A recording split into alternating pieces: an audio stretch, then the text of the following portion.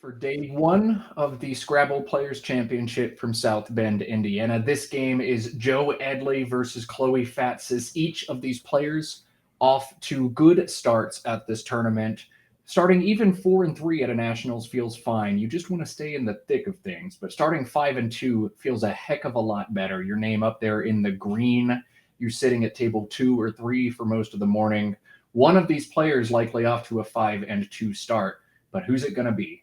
Joe, the old guard, or Chloe, the young hotshot? We will find out. As I mentioned, Chloe, the only woman in Division 1 this year. That is a bit abnormal. Male representation is higher at the top level, but there are so many strong women players out there. Just, I guess, between the travel woes and scheduling, Chloe, the only Division 1 woman this year, but I was kind of surprised when I first read that statistic, and I hope that we don't have a statistic like that again next year or anytime in the future. Joe Edley, a three-time national champion, winning in each of the 3 decades, the 80s, the 90s, and the zeros. And he is already off to a bingo. Way to go, Joe.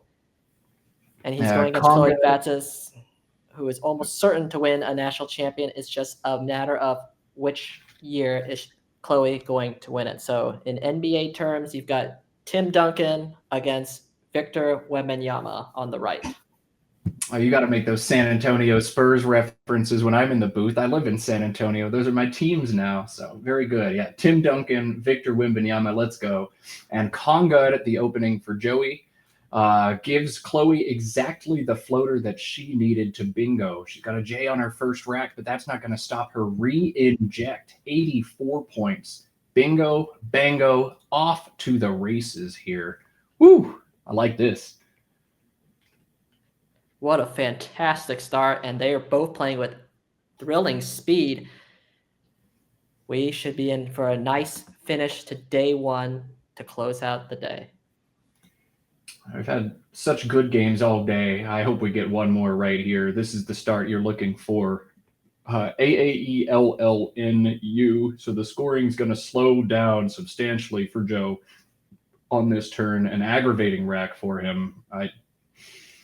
There's not a good play to get out of all of this. Everything does something that you don't want it to do. The nice 5-letter Alula making AT alongside re-inject jumps out to me right away as like, oh, that play makes me less sad than some of the other options. But most of the options in this situation just kind of make me sad if I'm in Joe's shoes. Andy, do you see any play that jumps out to you offhand? You know, it's one of those racks where you look at it, and if you don't have a bingo, you're going to score in the teens, and nothing really stands out. Do you play short? Do you play long? Do you fish? And if you fish, what are you keeping? This board is really open, so that does open it up. You mentioned Alula. I actually lean towards that because that keeps this board wide open. Turn those letters and pull into an S or a blank and hope for the best. Yeah, it's always tough to draw the line between how bingo prone do I want to stay versus how much do I just want to get letters off my rack and turn stuff over. It's easy to see AELN and do everything you can to keep those letters together. Play something like dual or old. I think that's a play that greener or more inexperienced players fall into often. They see a good leave and they get excited and want to bingo, but you've got to score more than 7 or 8 in this situation if you're Joe, as exciting as AELN is. I think Olna doesn't look terrible, actually, through the N. And I don't know. It's a hard turn. And it's one of those where all of the options could work out. It's just which one will work out in this instance. Joe Edley looks like he set up annural, meaning I would imagine lack of urine. But that is a very volatile. Oh, he's playing annual. Okay, yeah, that is far better than annual. Annural actually means anurus, ANUROUS, which means having no tail. Though I'm sure if you used annural in a note, people would people would know exactly what she said. All right, so annual to play for Joe. I do like this. Play a little bit longer. Don't just play Olna or Luna. Try to get a couple more tiles off your rack and a couple fresh tiles into your rack. Annual to play for Joe, and crucially, he does not string out the L in any place that Chloe can make trouble with it, because she would have knowable, Knowable, if Joe had done that. Instead, she's got a tough turn. A lot of good high-scoring candidates for Chloe, and she's going to systematically and thoughtfully go through each one of them, weigh their pros and cons, as she has done so well over the years. Yeah, BOWEL, 33 points, plays down to the L in annual. That, to me, looks like the most dangerous threat. But there are many ways to score aside from that play. It kind of depends on what she wants to do to the shape of the board. Awoke or Awoken can play with overlaps or underlaps with the end of conga to making either WE or EW. Those are options. WEAKON, a similar word that does similar thing. BAWK, if she really wants to unload these consonants and try to get in bingo range as soon as possible. I think Bowel is her strongest option here, but I could see a case to be made for a number of her candidate plays, and she should take some time here and slow down. Bowel, strategically, that's 33, and people would say, well, Awoken is 32. How different could they really be? That's only 1 point apart. And I think Bowel strategically is a little bit more valuable from an equity standpoint, is because the comeback that Joe Edley could have after a play like Bowel to the triple is far less than something like Awoken, and that's where that hidden value, the equity of a play like Bowel is going to come in. Yeah, but it's really hard to know what your opponent has and what threats you do and don't need to be mitigating here. Scrabble's always a game of playing the percentages and just trying to predict which play works out the most often, not which play works out the best in this iteration. So, tough decision for Chloe. Take your time. This is a hard one. Think about it. I think Bowel probably the play she should make, though.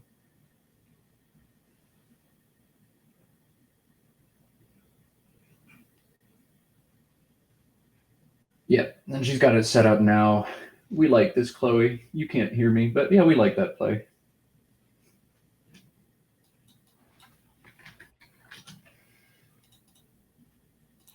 And then Joe Edley on his rack, looks like there could be a possible bingo, but Joe Edley is a good player. He'll be able to look at a rack, he'll look at the board, and he'll know if there's a 7 or an 8 available. He's one of the few players who has seen or at least know every single word in the dictionary, and that helps him play.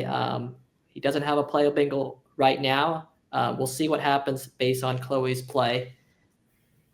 Yeah, Bowel will give back a big bingo to Joe of Hotelier through the O. So it's the right play for Chloe in a vacuum. It's the wrong play for Chloe right now in this iteration. But of course, she has no idea that an O is what Joe needs to bingo.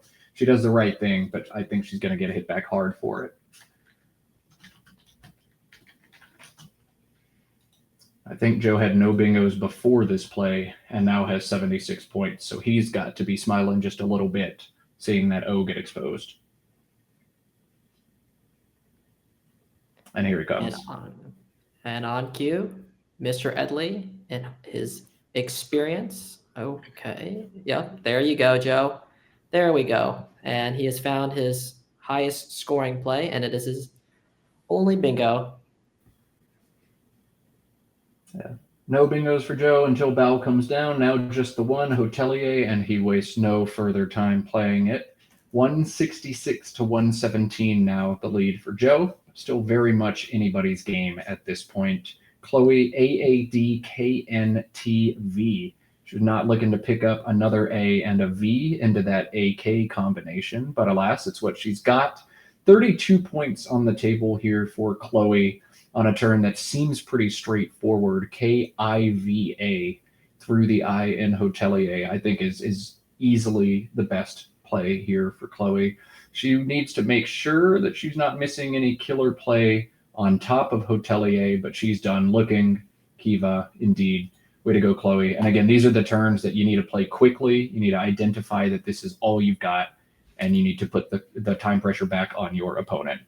Putting on a clinic so far here.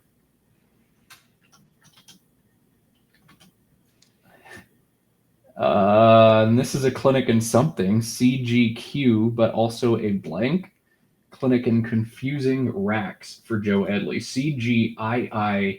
CGIIQS blank is his post bingo draw.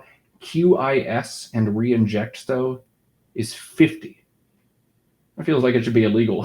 Score 50 points for just that, but I thought this was going to be a complicated turn. No, that bailout makes this really, really easy for Joe.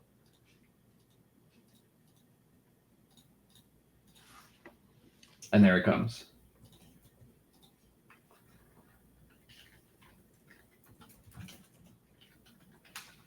Now, the person who has a tricky turn is Chloe, who no playable bingo, even though it looks like there could be one.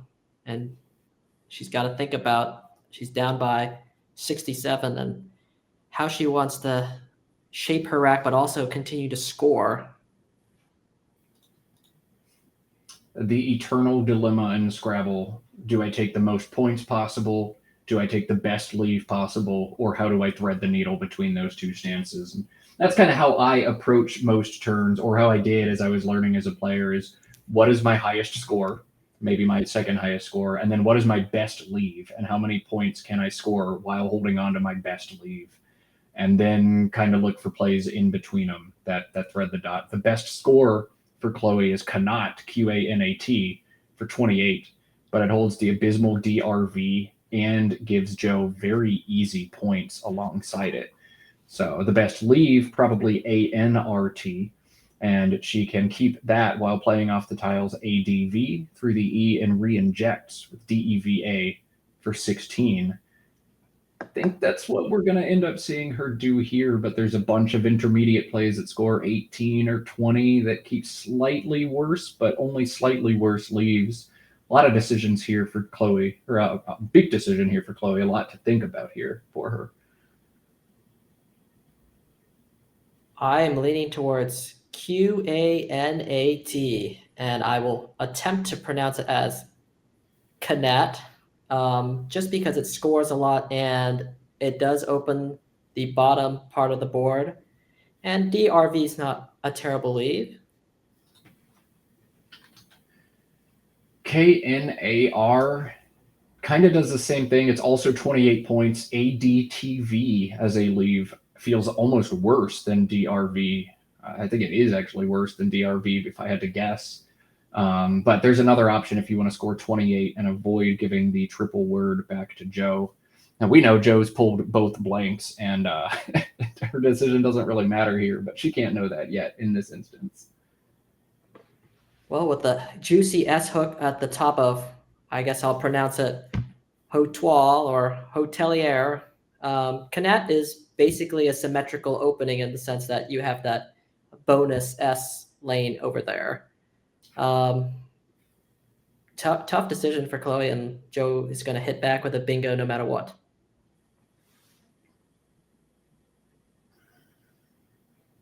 That is another option for her. This plays to the right side of re-injects, making AR and TE. And on a turn with no good options, this one feels the least bad to Chloe. ADNR is a lead that's going to bingo a lot for her, especially with the abundance of E's, I's, and O's unseen. But Joe, with not one, but two blanks on his rack, looks to play Sackring, I think, SACRING. I don't think he's going to score more than this. Yes, this is his highest scoring bingo by 6 points. So while it does put that I in a spot that you're not thrilled to put the I, because it gives big X counters, got to do it here. If this is the only one you see that doubles the C, then you've got to do it. And it is indeed the only one that doubles the C. 94 points on the blank draw from Joe Edley.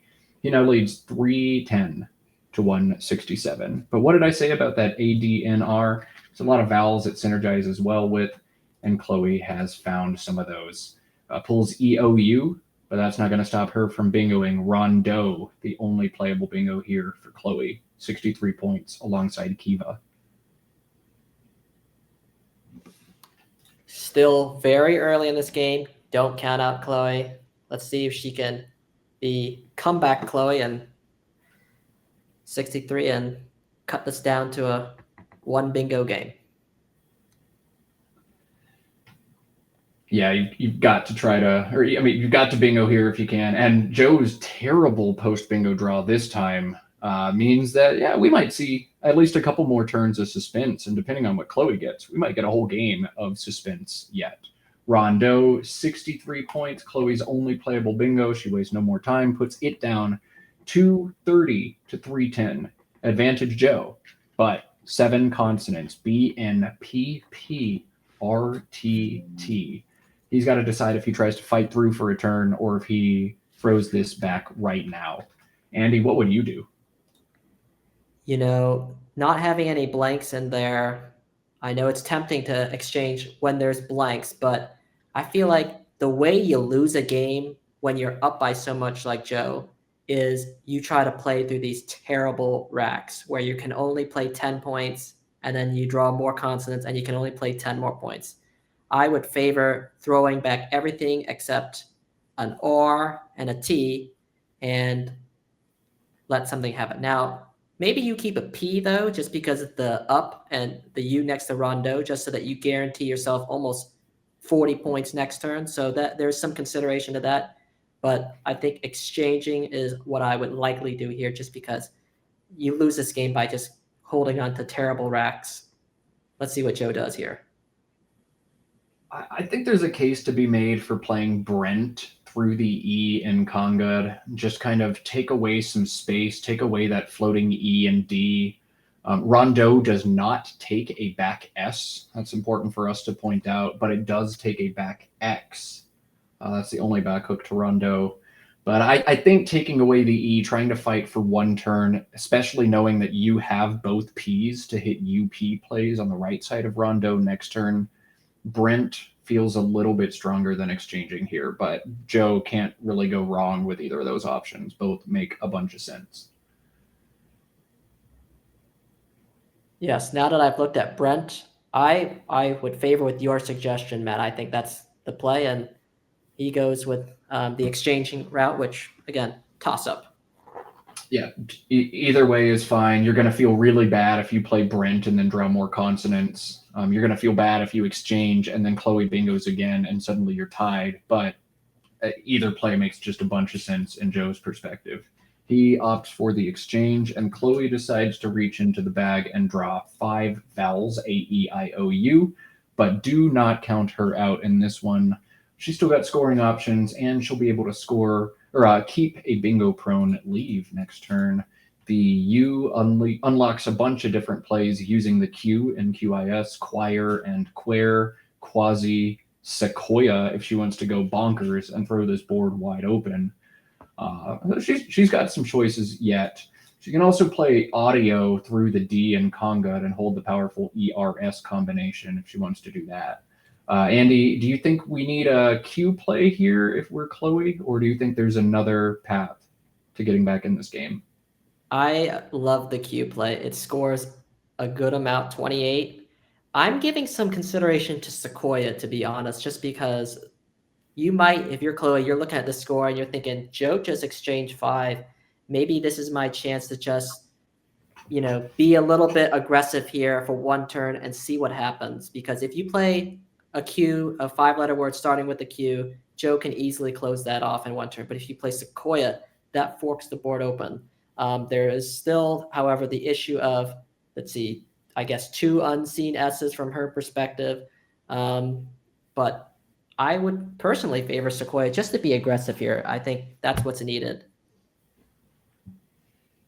Sequoia seems really fun, but you basically need to draw a second S in order for that play to work out. Chat also having some fun with just QUAI for 13, setting up the back S. Our unseen pool widget is broken right now, but there are 2 S's and 2 L's unseen from Chloe's POV. So setting up QUAI, probably a bit too risky in this instance. But I do think Chloe's got to get some points on the board this turn. She can't afford to play something small like audio. But then every play she has that score a lot of points give back huge plays to Joe next turn. So I do not know the right course of action. And every time I see a player in a situation that makes me scratch my head like this, it makes me very thankful that I'm here in the commentary booth and not right there in the chair Chloe's sitting in trying to figure out what the heck I'm supposed to do. I'm running a simulation because I'm not turn out. It likes Choir and Sequoia. It also likes OBIA through the B at the top of this board. So each of those are options. Ooh, OBIA looks more and more fun the longer I look at it. Ooh. Hold the U for the Q plays. Ah, that's sneaky. It is sneaky, but she's down 80. That's, if she's down 60, I'd say, okay, that's fine. But 80 is kind of pushing that, 2-possession game where, you need a bingo plus a little bit more. We'll see what she does. She's got the time to think about it. She's setting up Choir. We'll see if she, Choir's the safer play. You have the S for Choirs. And Sequoia just looks like, at first, you're like, oh, I can't play this. That's just way too aggressive. But, and it's a personal preference. I personally would do it at this juncture because you're down 80. Joe Edley just exchanged 5. This gives you a kind of like one chance. He's not likely to hold or keep the big tiles like an X or a P or something like that post-exchange. So this is your shot here that Joe's given her. Unfortunately, we know that Joe's going to hit back with a bingo no matter what. If you're Chloe too, you're also trying to make sense of Joe's exchange. He exchanged 5, and I know we don't have the unseen widget up and running right now. We're going to have it fixed by tomorrow, but unseen from Chloe's POV is just 14 vowels in an unseen pool of 40 tiles. So it's a 14 to 26 ratio. That skewed towards consonants, which means I can conclude with almost certainty Joe just exchanged consonants and probably held 2. Now I have to think about which 2 he held, and I feel like an S is in that range so often. Again, you can't see the unseen pool, but there aren't many good consonants left. There's an R and a couple T's. There's 2 S's and an X and a Z, but as Andy said, I don't think Joe is exchanging down to an X or a Z often in this game state. So he probably exchanged down to 2 consonants, and there's a really good chance an S is in his range. While an S is not in his range in this instance, a bingo is in his range. And Choir, I really like the play that Chloe made there. I think it's the best thing she can do. But with Joe's exchange yielding a bingo of denture, this one now feels like it's about done. Denture for 93. Joe's last 5 plays: Hotelier for 76, QIS for 50, Sackring using both blanks for 94, Exchange 5, and then Denture for 93. Just can't keep up with that, no matter who you are or how good you are.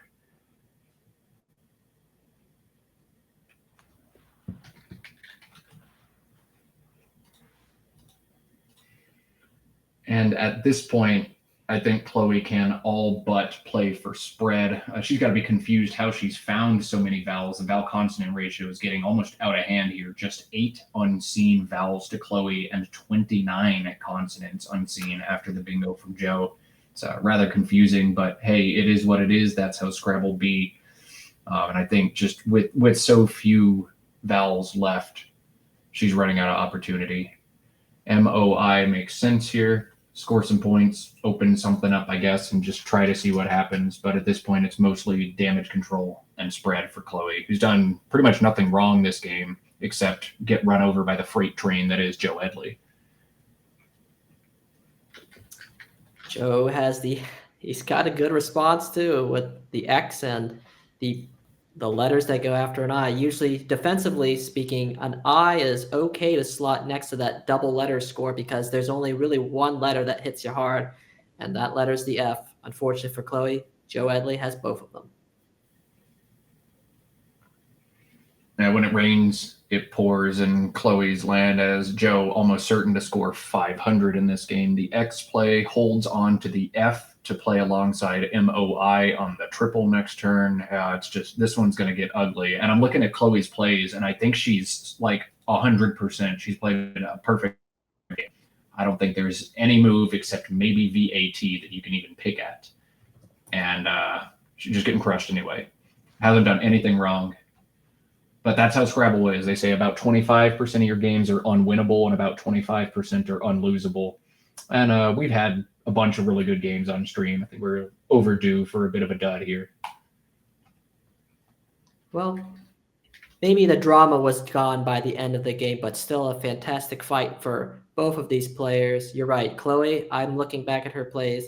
I don't really think there was any mistake, or really, I think she's probably picked the top 3 play every single turn, if not the top play every single turn. And Joe Edley has played a very good game as well. It's just that his tiles allowed him to score more points. Both players played phenomenally well, and it's still early in this game. It's still early in the tournament. Chloe will rebound from this. Oh, yeah, she'll certainly rebound. It's an extremely long tournament. Anybody can drop one game at any point. The big thing is you got to avoid going on tilt. You got to avoid getting so fatigued that you start making mistakes. And this is not really a tilt-inducing game. You've done nothing wrong, just sometimes you lose. And Chloe seems to be playing, firing on all cylinders, as does Joe. So, it's early on in the tournament. Just kind of shake this one off if you're Chloe, or notch another win on your belt if you're Joe. Get a good dinner and move on to the next day.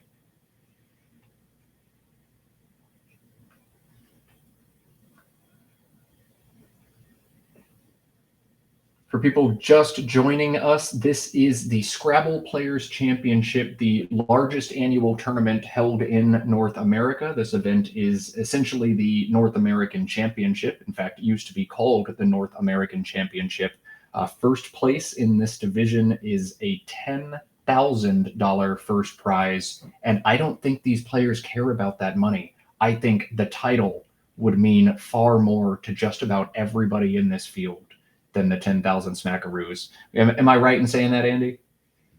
You're absolutely right. Obviously, everybody's financial situations can fluctuate, but I think you're right. They're playing this game for the joy, for the the mental benefits, the social benefits. But I think it's a nice hobby. Nobody's playing Scrabble for the money, because they're better off using their mental prowess to do any other more lucrative activity. So they're doing it for the love, and winning is always good. And I think even if you don't win a national title or you don't place in the top 10, you can still find success and joy with self-improvement. If you feel like you did a good job or you feel like you're improving, you can still take joy from that.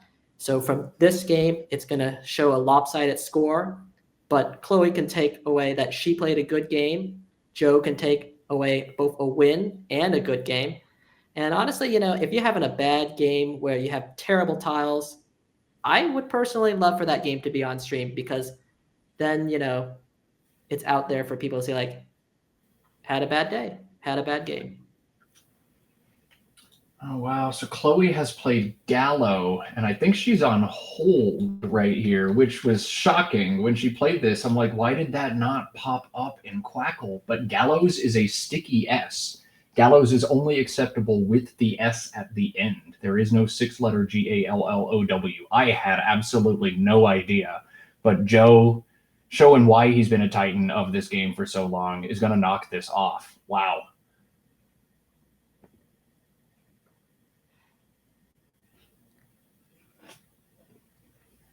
All right, so Chloe is going to lose a turn.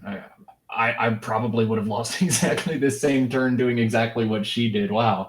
All right, you learn something new every day you're around this game, and that's why I love Scrabble so much. You always continue to grow and improve. There's always a new word you can pop in, or a new strategy or method you can test out. And today I'm learning that Gallow must have an S at the end, and maybe you are too.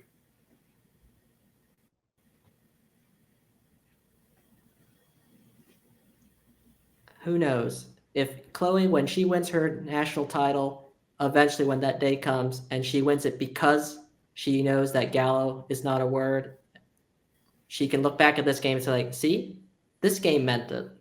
It was a loss, but it was instrumental towards later success. I learn something new every day. That's what you try to do as a Scrabble player. And Scrabble is like baseball in that the amount of variations that it can throw your way are infinite. And even when you think you've seen it all, you've watched every baseball game for the last 15 years, I guarantee there's something that's going to come up that you've never seen before. Scrabble, a game of randomness and pulling squares out of a bag. Oh, it's always different. It's always wild. And there's always new stuff to see, learn, adapt to. Gallows is acceptable. That's awesome. Yeah. So gallows is the singular and gallows is the plural. God bless it.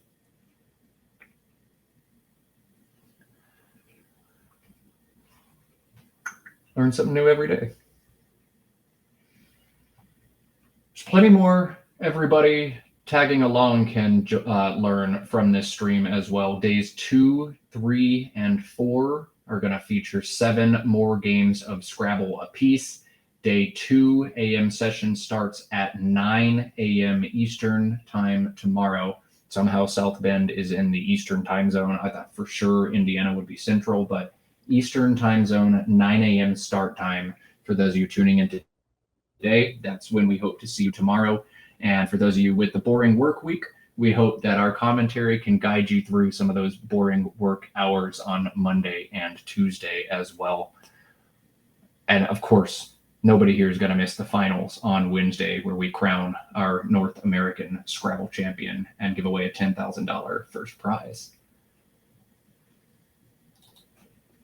HYP, the play for Joe. Going to get hit back quickly with a glow from Chloe, but this one's 535 for Joe Edley.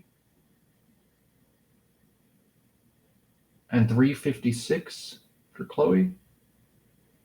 No, I've got it wrong. Our annotators are doing a better job than me. 533 for Joe, 358 for Chloe.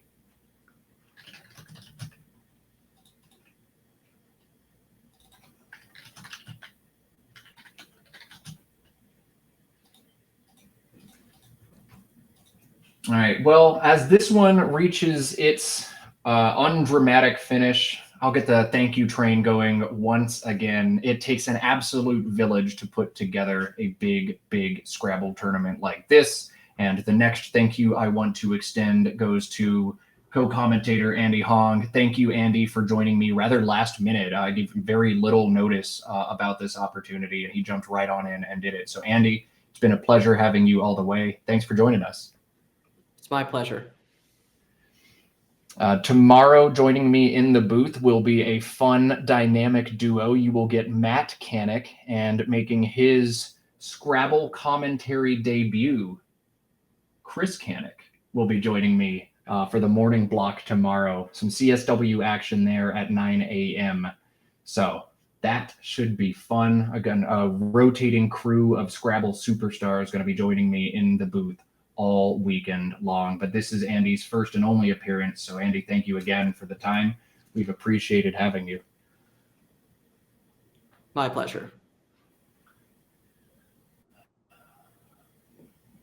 I'll get one other thank you train going. I post about this more often than I should probably on Facebook, but to anybody watching this stream who organizes Scrabble tournaments, who is a director and organizer of events, or who is a director or organizer of club or unrated casual play. Scrabble doesn't exist without the people volunteering hours and hours of their time, answering emails, dealing with Venmo, trying to figure out lodging and travel accommodations for the different player. Any single person out there who runs events, whether they're casual get-togethers at your house, 1 days, 2 days, 3 days, 5 days, or anything else, Scrabble does not exist without the people who volunteer their time. So if you are a director of a club, if you have directed a tournament in the past, if you will direct a tournament at any point in the future, thanks to all you do for putting together this stuff. Because if you don't do it, nobody's going to. So thank you.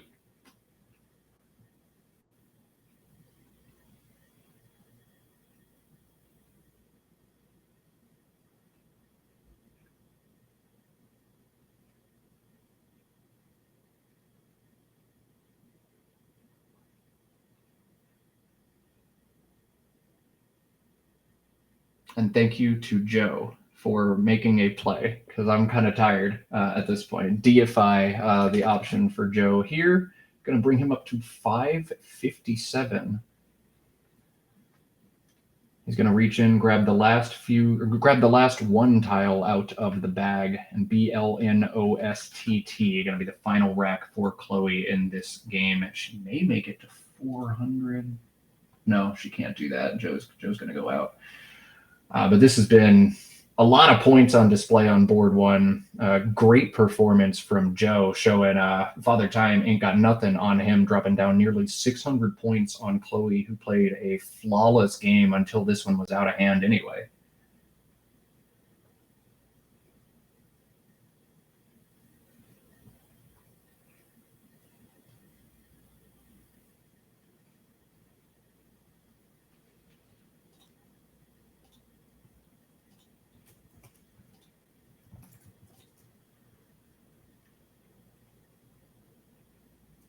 So Blots is the technically correct end game for Chloe, and in what is not a surprise, she's making her top play yet again this game and doing it quickly. Blots is going to bring Chloe up to 382 points, but she'll stop right there as Joe able to go out with POIS, and that will be it for this one. 12 for POIS, 4 more from Chloe's remaining 2 tiles of NT. We'll make the final on this one 573 for Joe Edley to 382 for Chloe Fatsis. Joe is going to move up to 5-2 in this tournament and put himself right in the thick of things after day one.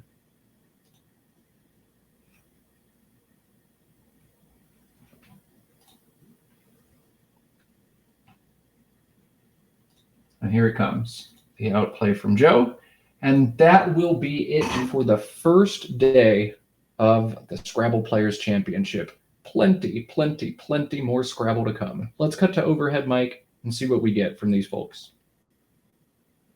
I mean, I don't know, this turn I had like a million options, and maybe I chose the wrong one. I just couldn't decide. I kept A and K.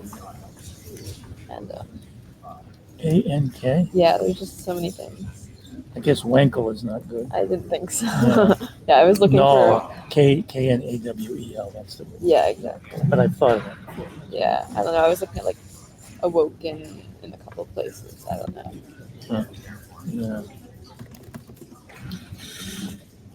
I might have missed something better. A and K. Yeah, it was What do you have a problem with Awoken for?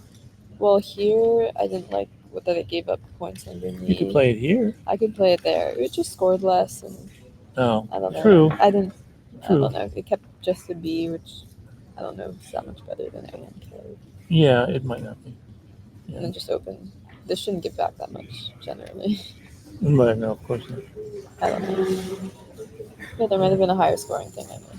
I was gonna play block, but we blocked it with Andy. I don't know. Yeah. I didn't really have much to think about. Yeah. This may have been the only thing I had to think about because I kept EL. I have lots of ways of playing 5 or 6 tiles. Right. I decided I wanted to keep the board relatively open. I wanted to keep EL. Yeah. So. Yeah. This was probably stupid not to play it here. I just wanted to keep the bottom as open as possible, but I was losing either way. True. Yeah. All right, so 573. Yeah. All right, not a lengthy post-mortem in this one, but not much to be said as Joe just puts on a scoring assault on Chloe Fatsis. 573 to 382, the final there. And this is going to wind down our coverage of day one of this event. 4 more days of Scrabble all right here. Make sure you bookmark the page if you haven't yet, twitch.tv/Scrabble. Signing off for today, Matt, Canik, and Andy Hoang. we'll see all of you back bright and early tomorrow morning. Until then.